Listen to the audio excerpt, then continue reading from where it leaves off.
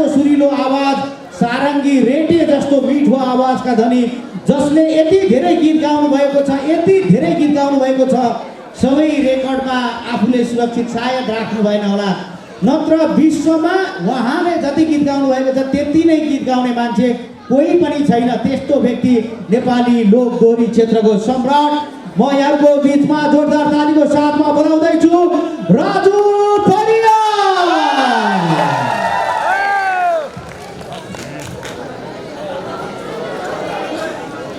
Hello hello, धन्यवाद सबैले, नमस्ते।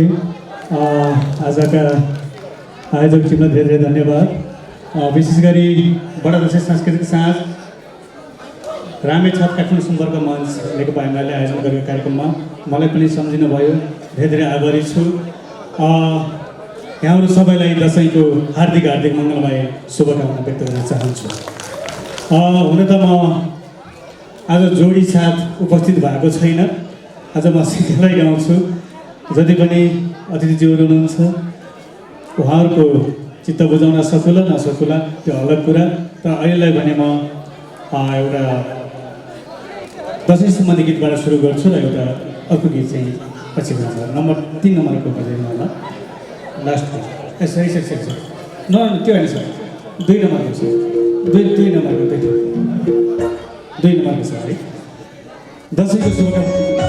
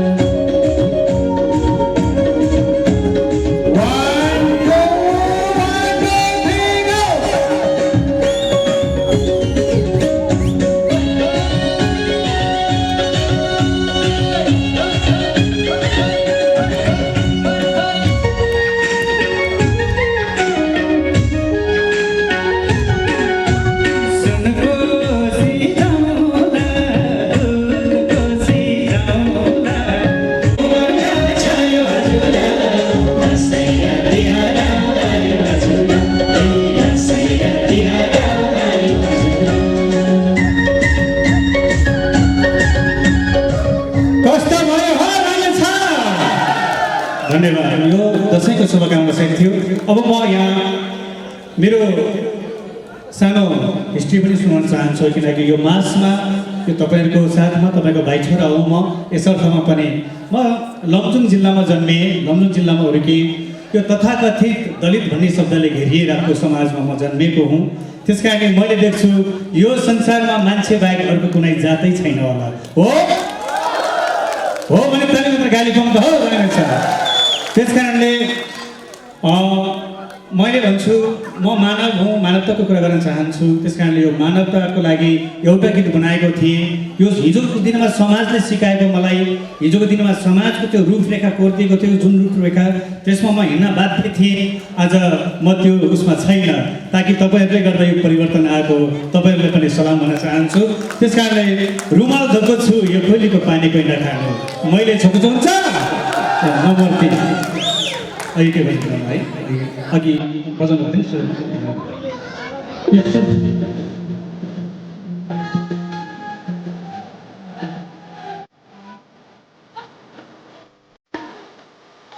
यसमा शब्द सुन्नु मलाई धेरै एकदम योग्य लागि चाहिँ फर्क हो।